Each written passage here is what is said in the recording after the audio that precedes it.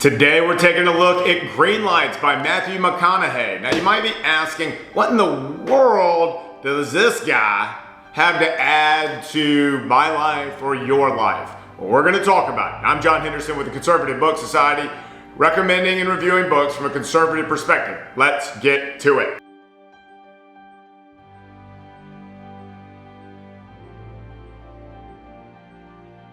All right, so McConaughey's book, what's it all about? Greenlights is about Matthew McConaughey's first 50 years of life, sort of reflections on what he's done, where he's been, what he's learned, mistakes that he has made, and how do we catch more green lights on the road of life? What can we learn and glean from this? I went into this with very low expectations, but everybody else seemed to be reading this book, and a lot of people I respect and like enjoyed the book, so I said, well, let me give it a whirl.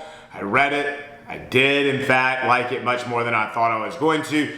The hang-ups for me were that has this guy who has great looks, great intelligence, great maturity, all these attributes, how in the world does that relate to most people? Can I learn anything from a philosophical or a very practical standpoint that I can add to my life that would make me a better worker, a better father, a better husband, a better at all the things that I'm doing in my life? And I don't know that I learned any of those things, but it was an enjoyable read. First, he can tell a story like nobody else. If you like fiction, you're gonna like this book because he tells story after story after story, and he tells them in a way that makes you laugh and makes you respect him in a lot of different ways. The second thing is that he has an attitude that makes him almost an inevitable success. And it's an enjoyable to see that. He takes us through the Amazon and Africa and a really kind of rough childhood and his early successes, Dazed and Confused, A Time to Kill, those early successes, into the rom-com land and back into some serious films.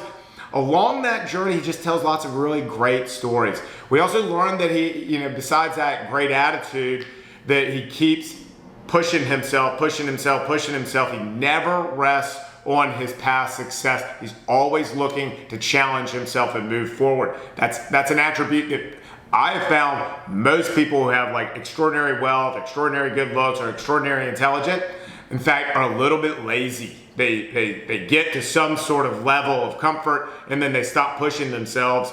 Not this guy. He keeps pushing himself. He's going to be 100% every single day of his life, and that is just a fantastic attitude and perspective to have. He also is a very adventurous guy. And so the last really enjoyable thing that I liked about this book is that he did have, in fact, a challenging childhood. Not terrible, but he turns that into a win, into a positive. And a lot of people try to make themselves victims. And they say, oh, well, because I had some challenges growing up, these are the reasons why I can't be successful.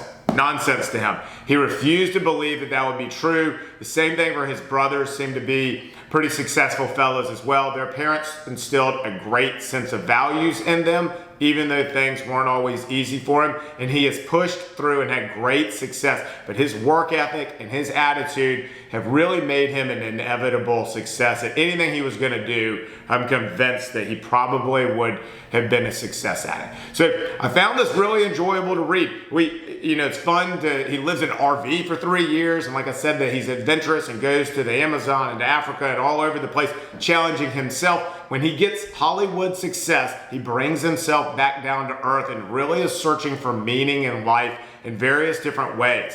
Now, there are a few cons to this book. I found it's not a book that most women I know at least, would particularly enjoy because it's vulgar. It's kind of a dude's book. It's definitely a dude's book. It's not something you would want your teenagers necessarily reading. He seems to have very liberal social values. He's like, doesn't get married until after he has a couple kids. He brags about all of his sexual exploits throughout. He seems to be a pretty big partier and all these sorts of things. So I wouldn't say that he has conservative values, but and he cusses throughout the book, and he's very very loose with the way that he talks about things. And on the one hand, that is a little off-putting, but on the other hand, there's some authenticity or some truth or something that he's really being himself.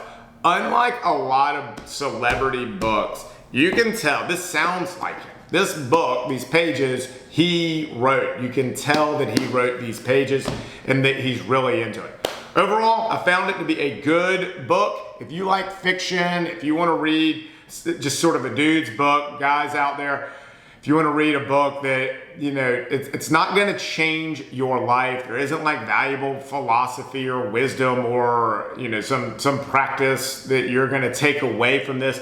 But you will see somebody who's working hard like you. And you will see somebody who's always constantly challenging himself, just like a lot of us are. And so I found it to be a much better book than I originally anticipated. All right, thanks for watching. I'm John Henderson with the Conservative Book Society. Till next time.